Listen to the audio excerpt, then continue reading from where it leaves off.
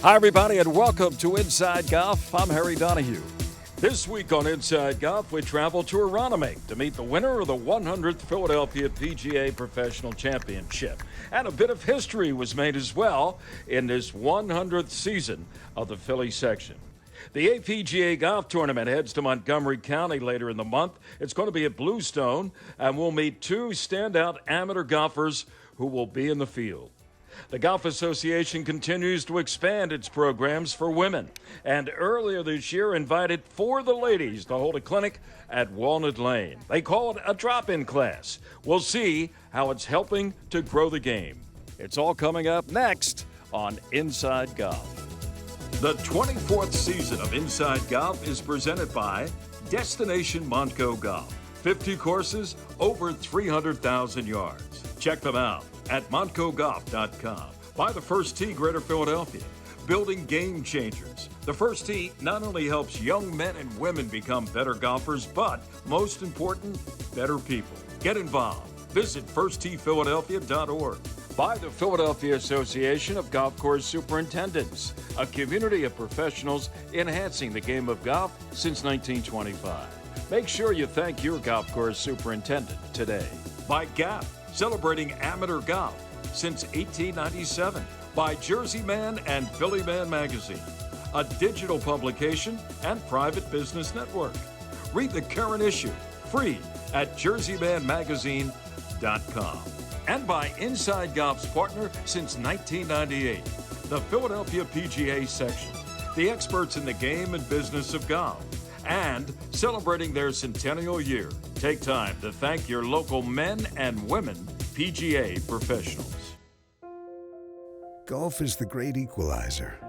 For many, this journey is an escape from reality, a chance to be part of a team, a career opportunity. PGA Reach impacts lives through golf by lifting people up, giving them hope, and sending them down an alternate path that they never saw coming. With PGA Reach Philadelphia, as in life and in golf, the most important shot you take is the next one.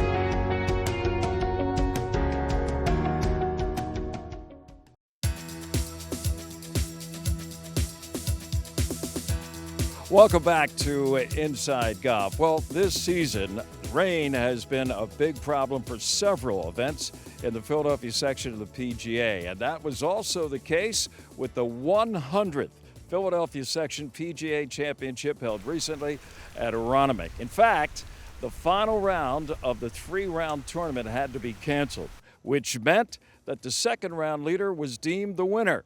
And that second-round leader was none other than Brett Walker from Sunnybrook. Brett Walker's had a couple real good days here in this event, first at Applebrook, and most recently, as you can tell, we're standing in front of the clubhouse at Aronimink. Hey, Brett, things are going well for you here. Tell us about how you got to 8 under par over the last couple days. Yeah, I played really well the last 2 days. I actually had it to 8 under yesterday at Applebrook through 11 and didn't finish off the round that well, but shot 4 under there yesterday.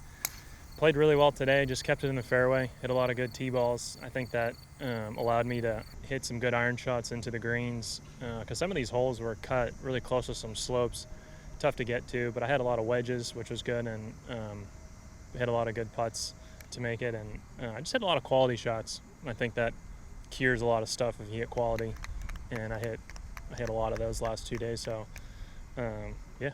And it's rather unfamiliar because even though he is an assistant pro at Sunnybrook, this was your first time of actually playing at Aronimink, and the only other experience you had here was walking the golf course.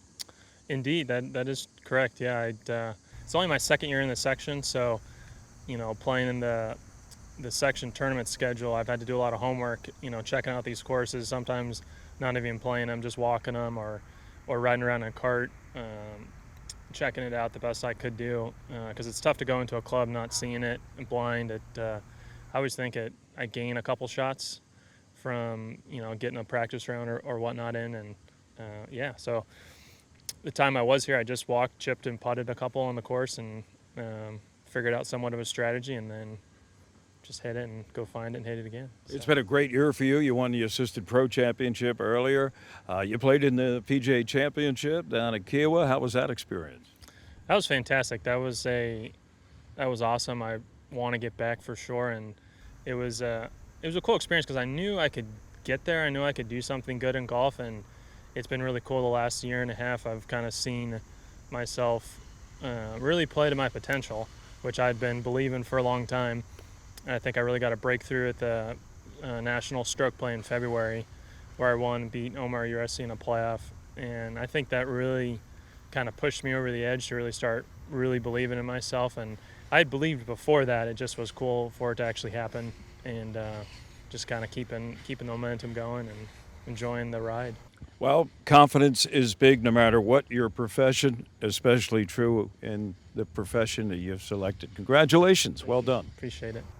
Walker finished 8 under par with rounds of 67 and 66, and Brett will lead 11 section PGA professionals competing in the 55th PGA Professional Championship next April in Austin, Texas. Among them will be Ashley Greer of Overbrook Country Club, who led the field after round 1. It was the first time a woman held the lead in a championship tournament in the section's 100-year history. Ashley Greer, assistant pro at Overbrook, no stranger to inside golf. We've had the occasion to sit out there on the patio and talk to Ashley. I'm not going to take any credit for how well you played here the last couple days, especially yesterday at Applebrook, 5 under par. Historically, that was a check mark in the Philadelphia section's, 100-year history. No woman has led at any time in this championship. How'd that make you feel? It's pretty cool. I wish you could say that about it at the end of the tournament. Of course, you want to be leading at the end of the tournament, but it was pretty cool to go out. I hit the ball awesome yesterday. I didn't miss a shot. The last hole, I hit it right over the pin and 3-putted, and that was my only bogey. But pretty special with all the growth we have in the women's game right now to be able to continue the legacy around here. Yeah, and this year they had a first ever women's event, which you won. Yes. So it's a good year for you, and of course here a good showing at Aronimink. Of course, you don't have a lot of experience with it in terms of playing. No, I actually never played here. I only work 5 minutes away at Overbrook Golf Club, but I did come out last week with one of my members who's a member here as well, and that was my only practice round. So I just trying to do my best. The greens got me. They're a little bit tougher and faster here than at Applebrook. Well, congratulations again. Historically, you set the mark pretty high for a lot of women, and you've been doing that, though, in your career here in the Philadelphia section. Always a pleasure, Ashley. Thank you. I appreciate it. Congratulations to Brett Walker and Ashley Greer and the other section pros who will be headed next April to Austin, Texas for that national tournament. All right, coming up at the end of this month, Bluestone Country Club is going to be hosting a first. It's the first appearance in the northeast section of the country of the APGA Tour. What is the APGA? Stay tuned. We'll tell you all about it next on Inside Golf. The number 3 means perfection. It's a party, not a crowd. In some places on Earth, it even evokes the divine. Introducing the BMW 3 Series, an icon that lives on like never before. Choose between the advanced and dynamic 330i, the adrenaline-inducing M340i, or the electrified 330e. It really is a magic number, the 3. Hurry in is a 2021 BMW 330i xDrive sedan for $449 per month.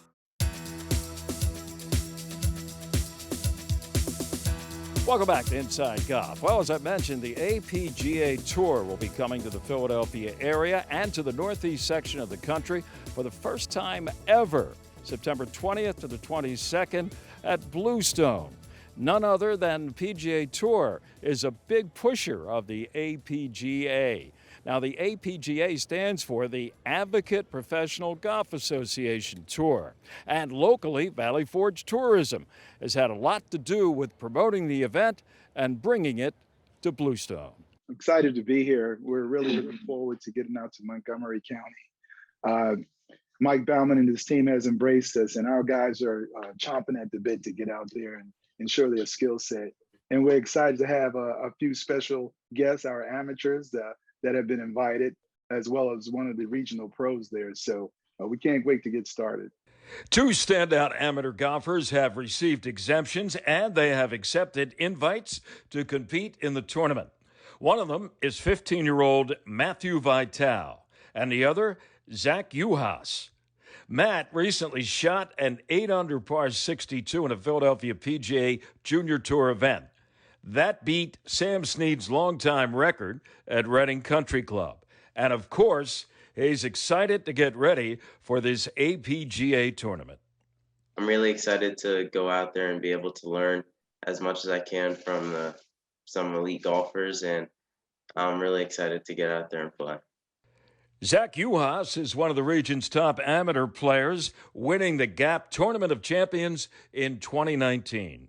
I was so excited because just like I said, to have the opportunity is just phenomenal. My goal is to compete and to see how well I measure up against them. And hopefully going into Wednesday, we'll see what happens. But I'm excited. I'm very excited. The APGA has become a force in promoting diversity to the sport of golf. Both feel this is a great opportunity to meet and compete with golfers on the APGA Tour. It's going to allow me to see how some elite golfers play, and it's going to let me learn how to I can apply what they know and what they can teach me into my game. And to play in this event, it's everything, because to have this come to our area is so special, and just to have the opportunity to play with, like Matthew said, the elite players, and like guys like Willie Mack III and Kamanu Johnson, like we all looked up to them and we were watching them. And so it would be awesome just to see what it's like. Well, it is with certainty we can say those two amateur players know how to play the game, and we'll be looking forward to see how they stack up when the APGA Tour tees off at Bluestone in a couple of weeks, and Inside Golf will be there to see just exactly how they do. Well, recently the Golf Association of Philadelphia held a clinic. It was called For the Ladies. That's Fore. It's an attempt to grow the game among women. It was held at Walnut Lane. Let's take a look and see what it was all about. Thank you all for coming. Clearly, Philly Queens is the way to find out about anything in this town, so that's amazing. So you're gonna go through 3 stations today. I was looking for a way to introduce more of my young professional friends to golf, and felt there was a void. There's a lot of great opportunities for junior golfers, and then maybe women who belong to a country club or in an executive position, and I wanted something for that in-between age group. So, I mean, a large audience is women who have never played golf before, so we want to make this extremely approachable, accessible, and just fun. So we have women show up, we'll have them enjoy drinks, they'll rotate through different stations, from the putting green to short game and long game at the driving range. They're about a half hour each, and you'll get a little taste of what golf is all about. And then we add other things like a women's golf apparel pop-up shop, so you know what to wear the next time you come to an event. And our hope is that you had a really good day and that you loved the sport. You maybe were never introduced to it, and now you have been, and you can decide then, I want to go continue to play the sport, or maybe it's not for me, but at least we gave you that venue to try it out. Everybody use them? I think so. So we had been talking with our women's committee about trying to find ways to get the intro player involved and teach them about GAP and what we can do besides just holding competitions. I was scrolling through Instagram and came across Abby's For the Ladies Instagram and started listening to her podcast, and I thought it would be a good connection. They already had a little bit of a network down here, so it kind of seemed like a no-brainer for us to partner together. Sounds good. Danny, very minimal golf experience. Gotcha. She told me about it, so that's what I did. Gotcha. I've always wanted to try golf, and this is a very non-intimidating setting where there's tons of women who are super friendly, all looking to experience, hitting balls and learn the game. Without this, I don't know if many of my friends would have picked up golf, or even myself. So having, like Lisa said, a place that's not intimidating to start playing the game, where everyone's somewhat novice, is a comfortable setting to feel like I can goof off a little bit, but still learn something new. I mean, it's quite a bit of work, but once we find the right partner, such as Walnut Lane, it's really easy. Once you get the people in place and have a date and a time, everything else, now that I've done it a bit, kind of falls into place, whether that's the instruction, gift bags, bringing other groups into it, such as like a 5-iron golf or, you know, the Golf Association of Philly and women's golf apparel shops. Those are all the value adds. That's what makes it special. Up here, this is the chipping station. Anybody know what a chip shop is? Today we're welcoming 45 women. We hope that about 4 to 8 of them are like, I want to take this seriously and do a special program. And maybe we get more than that and we'll just offer those programs on a regular basis. I would say like 50% continue on, whether it's going to a Top Golf, a 5-iron golf, or a driving range, and maybe not taking it really seriously, but enjoying it as a leisurely activity. For phase 2, we'd love to offer a program for women if they want to continue with the sport. So a 5 to 6 week clinic where you learn each fundamental of the sport so that you can continue it and you have the tools to play on your own. To say that we had a 25-person wait list without even really promoting the event was insane.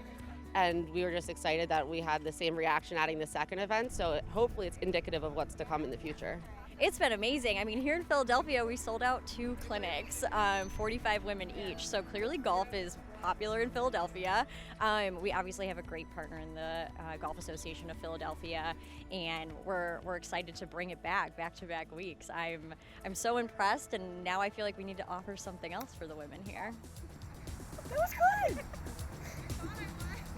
It was good.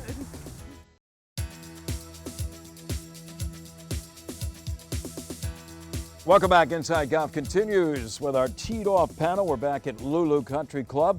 And if you'd like more information about Lulu, you can go to their website, lulucc.com.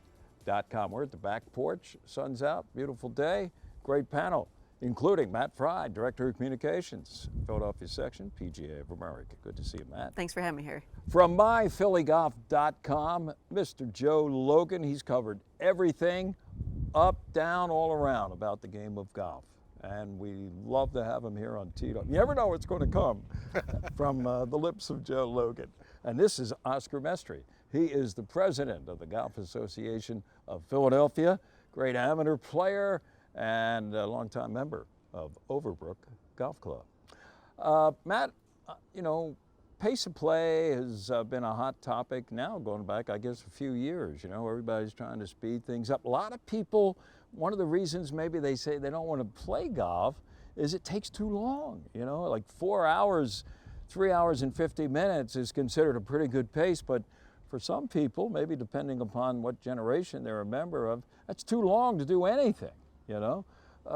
Where's that argument today, and is it a detriment for a lot of people to come out and play because it's going to take them just 4 hours to play 18 holes? Yeah, I think it is. You know, going back even 10 years, I remember reading articles in PGA magazine about how a lot of young professionals who were joining golf clubs and stuff, they either want to play 9-hole rounds or they want a quick early morning round. And if they can't get that, they won't join, or they'll go somewhere else. For me personally, I'm 100% agreement with that. 4 hours to me seems slow. So I like to get it under, 3.5. And you see that a lot more facilities that either are offering more 9-hole rates or 3-hole rates, where people can just come out for a few holes, get their golf fix in, and go on about their day. Right. Well, one solution may be, Oscar, pace of play being ready golf. Yep. Okay, whether you're walking with a caddy or carrying your own bag or a pull cart or riding in a cart. Traditionally it's always been whoever's farthest from the hole gets the hit first.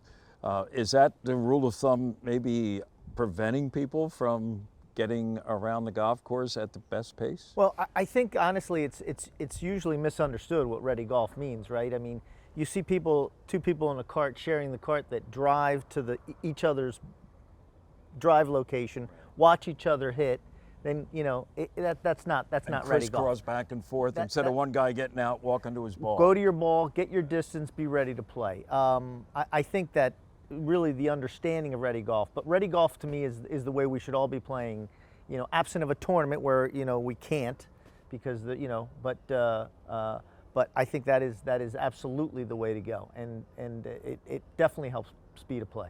Now, some courses, and I'm going to mention one by name, Union League National down at the Jersey Shore, has a policy during peak times, like Friday morning, Saturday, and Sunday, Joe, of twosomes only for the first hour on the tee sheet, and tee times are 5 minutes apart. Now, that certainly should improve the pace of play.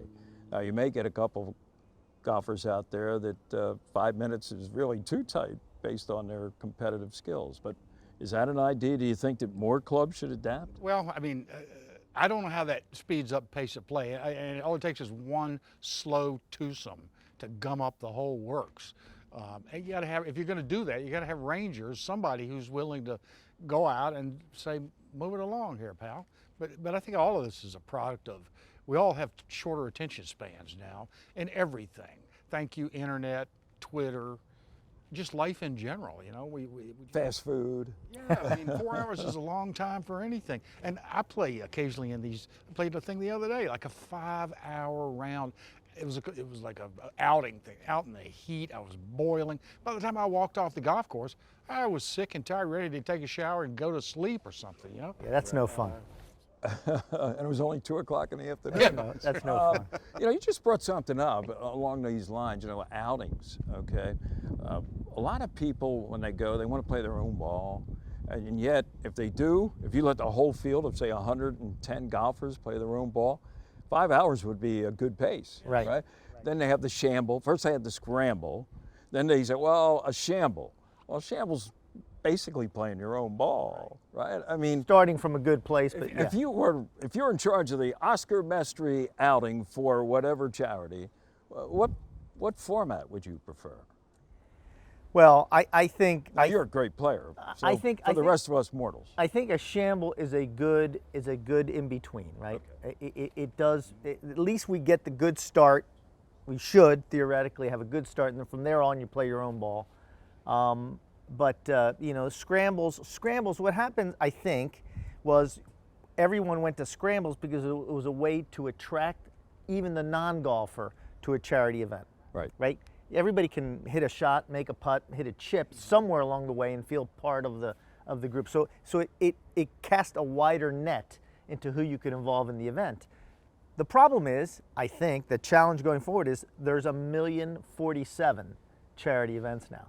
So right, if you have the option to play in one every Monday or Friday, almost the entire season. So we got to do something because we're running out of players. Okay, we're running out of time on this segment, but same question to you. What's your preferred outing format? I agree, the shamble, because it gets you in the fairway generally and moves you along. But I mean, I've played in many of that kind of events you're talking about, where you're in a foursome, 2 guys are okay, there'll be invariably one person who really doesn't play golf, and they're there and they're embarrassed, and you know, you sit there and you wait, they're going to top it or shank it or knock it out of bounds. But you got to wait for them to do it. And those people are they're miserable because they're embarrassing themselves. So I think a shamble. Matt? I'll make mine quick. One net better ball, where the expectation is if you're out of the hole, pick up. Okay. Oh, okay, that violates my don't That's a pick lost up. But art. my don't pick up. A lot of people misinterpret my don't pick up. That goes back to my partner, who was a high handicapper several times. And, you know, he'd be 50 yards off the tee, and he'd still be hitting his 4th shot. And he'd holler, "Harry, don't pick up!" Okay, so the pressure was on me to try to win the hole. That's what that's all about. Got it. I agree with you 100%, 1,000%. And I want to be invited to the 1,048th outing, the Oscar Mestre Invitational. All right? You got it, Harry. I got it. I hope so. All right, that's it for Teed Off from beautiful Lulu. More of Inside Golf coming up in just a moment. With more than 20 events during a 6-month season, the Workhorse Tour combines the competitive spirit of professional golf with the added bonus of flexible scheduling. And golfers only need to tee it up once during that 7-day window, see their name on weekly and season-long leaderboards. Here are the most recent results on tour. To learn more about the Workhorse Tour, visit workhorsetour.com today. Our partners at Valley Forge Tourism have just kicked off their 7th annual Freedom from Hunger Drive. They want to continue to build awareness around hunger in Montgomery County, and they'll be taking donations throughout the month of September. This year's campaign is taking place exclusively online. It's estimated more than 38,000 households are food insecure in Montco. Food pantries rely exclusively on donated food to supply distributions. To donate, visit valleyforge.org/hunger.